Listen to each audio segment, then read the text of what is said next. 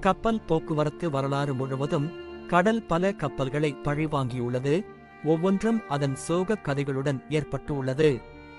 கப்பல்கள் மோதிக்கொள்வது, தீ விபத்துகள், வெடி விபத்துகள் மற்றும் போர் தாக்குதல்கள் பெரும் எண்ணிக்கையிலான உயிர்களைக் கொன்றுள்ளன.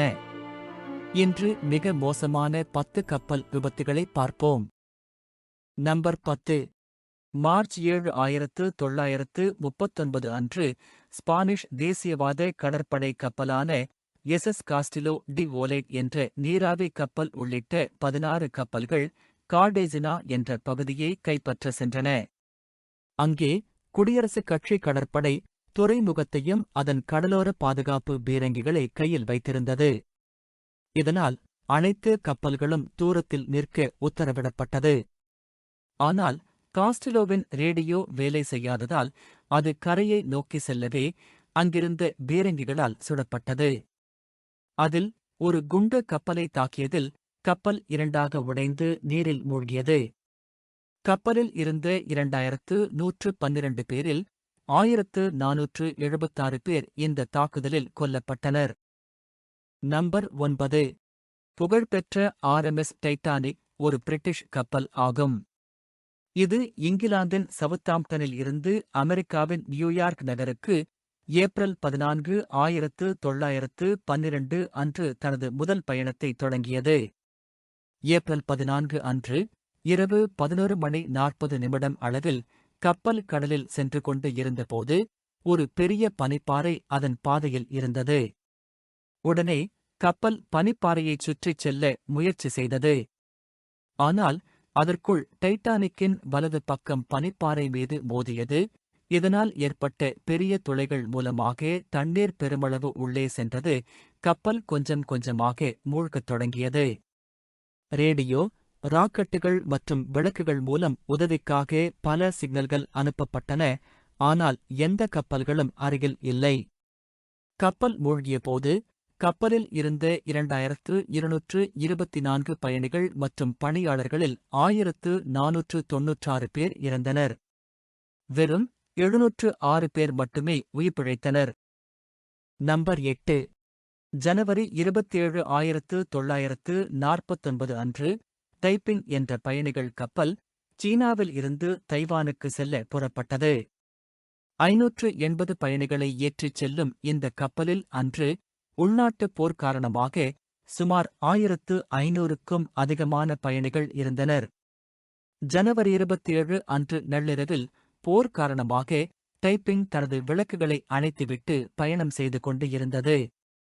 ஜூஷான் தீவு அருகே சென்று கொண்டு இருந்தபோது எதிர்பாராத விதமாக அங்கிருந்த சிறிய சரக்கு கப்பலான சியன்யுவான் மீது மோதியது.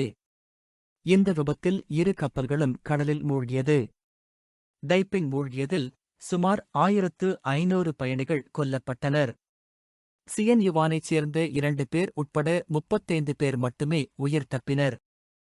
நம்பர் 7. பிப்ரவரி 16, 1993 அன்று நெப்பியூன் என்ற பயணிகள் கப்பல் ஹைடி நாட்டு நகரான ஜெர்மனியிலிருந்து அதன் தலைநகரான போர்ட் ஓ பிரின்ஸுக்கு சென்று கொண்டு இருந்தது. சுமார் 2000 பயணிகளில் 100க்கும் மேற்பட்ட குழந்தைகள் இருந்தனர். அன்று இரவு கடலில் புயல் காற்று வீசத் தொடங்கியது. இதனால் கப்பல் மோசமாக ஆழத் தொடங்கியது. பீதியில் பலர் கப்பலின் ஒரு பக்கத்திற்கு விரைந்தனர். கப்பல் ஒரு புறமாக சாய்ந்ததில் மக்கள் கடலில் விழ ஆரம்பித்தனர். நள்ளிரவு 1 மணியளவில் மிராகோனே கடற்பகுதியில் கப்பல் முழுவதும் மூழ்கியது. இந்த விபத்தில் 1500 பயணிகள் உயிரிழந்தனர். நம்பர் 6. எஸ் சுல்தானா என்ற பயணிகள் கப்பல் ஏப்ரல் 27, 1865 அன்று மிசிசிப்பி ஆற்றில் லூசியானாவின் நியூ ஆர்லியன்ஸுக்கு சென்று கொண்டு இருந்தது. 376 பேர் மட்டுமே ஏற்றப்பட வேண்டிய சுல்தானாவில் அன்று 2128 பயணிகள் ஏற்றப்பட்டு இருந்தனர். அன்று அதிகாலை 2 மணியளவில் சுல்தானா மெம்பிஸுக்கு வடக்கே சுமார் 11 கிலோமீட்டர் தொலைவில் பயணம் செய்து கொண்டு இருந்தபோது அதன் கொதிகலன்கள் திடீரென வெடித்தன. அதிக அழுத்தத்தில் வெளியேறிய நீராவி மேல் நோக்கிச் சென்று மேலே உள்ள பயணிகள் தளத்தை கிழித்து கப்பலை இயக்கும் அறையை அழித்தது. படகை இயக்க யாரும் இல்லாமல் சுல்தானா ஆற்றில் அலைபாய்ந்து கொண்டு எரிய ஆரம்பித்தது. இந்த வெடிவிபத்து பலரைக் கொன்று இடிபாடுகளில் சிக்க வைத்தது. உயிர் பிழைத்தவர்கள் உடைந்த மரத்துண்டுகளை பிடித்துக்கொண்டு மிதக்க ஆரம்பித்தனர். இந்த சம்பவம் 1547 பேரைக் கொன்றது. நம்பர் 5. எம்விலே ஜூலா என்பது செனகல் அரசுக்கு சொந்தமான பெர்ரி கப்பல் ஆகும். செப்டம்பர் 26, 2002 அன்று பிற்பகல் 1:30 அளவில் காசாமான்ஸ் பகுதியில் உள்ள ஜிகின்சோரிலிருந்து செனகல் தலைநகர் டாக்கருக்கு சென்று கொண்டிருந்தது. 536 பயணிகளை ஏற்றிச் செல்லும் படகில் 1928 பேர் அன்று ஏறியிருந்தனர். இதனால் ஜிகின்சோரிலிருந்து கப்பல் புறப்பட்டபோது அது ஒருபுறம் சாய்ந்து கொண்டிருந்தது. இரவு 11 மணியளவில் காம்பியா கடற்பகுதியில் ஒரு பயங்கரமான புயலில் கப்பல் மாட்டியது. கடல் சீற்றம் மற்றும் புயல் காற்றின் விளைவாக கப்பல் கவிழ்ந்தது. 5 நிமிடங்களுக்குள் மொத்த கப்பலும் மூழ்கியது. இதில் 1863 பேர் கொல்லப்பட்டனர் மற்றும் 64 பேர் மட்டுமே உயிர் பிழைத்தனர். நம்பர் 4. எஸ்எஸ் கியாங்யா என்ற சீன பயணிகள் நீராவி கப்பல் டிசம்பர் 4, 1948 அன்று ஷாங்காயிலிருந்து நின்போவுக்குச் செல்ல புறப்பட்டது.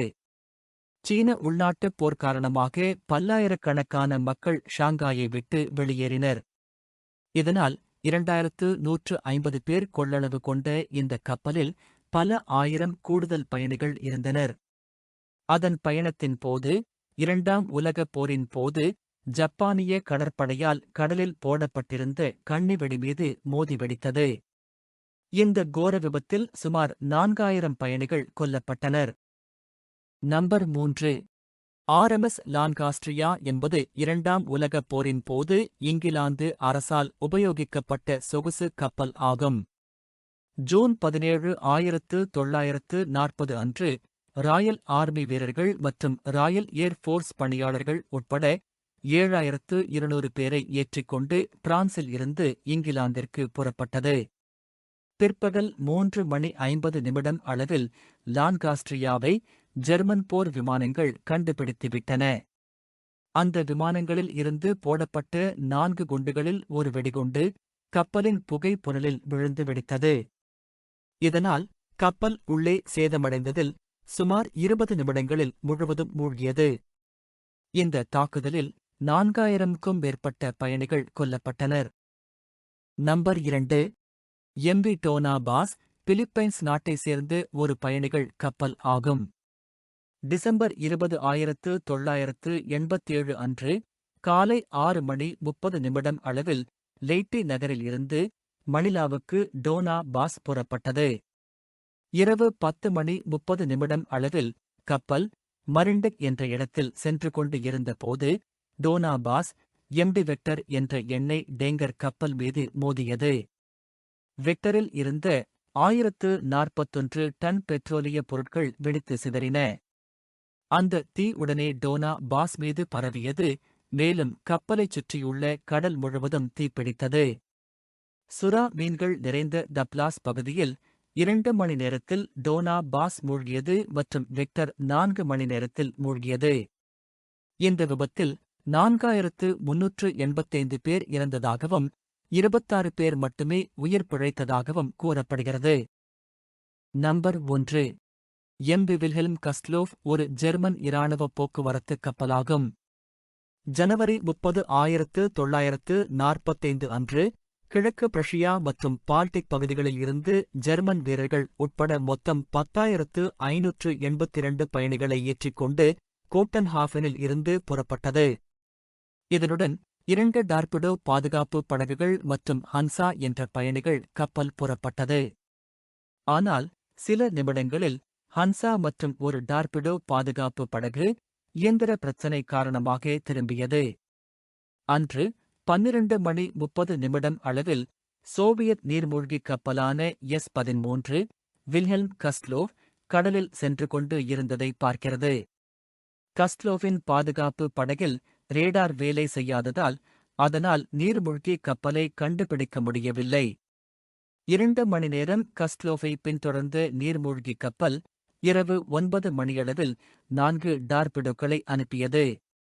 அதில் 3 டார்பிடோக்கள் வில்ஹெல்ம் கஸ்லோப்பை தாக்கின. இதனால் பெருமளவு சேதமடைந்த கப்பல் உடனடியாக மூழ்கத் தொடங்கியது. இந்த தாக்குதலில் 9400 பேர் உயிரிழந்தனர் மற்றும் 1252 பேர் மீட்கப்பட்டனர். இதுதான் வரலாற்றிலேயே ஒரு கப்பல் விபத்தில் ஏற்பட்ட உயிரிழப்புகளில் அதிகம் ஆகும். இதோடு இந்த எபிசோட் முடிவு அடைகிறது. இந்த எபிசோட் பற்றிய உங்களது கருத்துக்களை கமெண்ட் செக்ஷனில் பதிவு செய்யுங்கள். வேறொரு தலைப்பை அடுத்த எபிசோடில் பார்க்கலாம். நன்றி, வணக்கம்.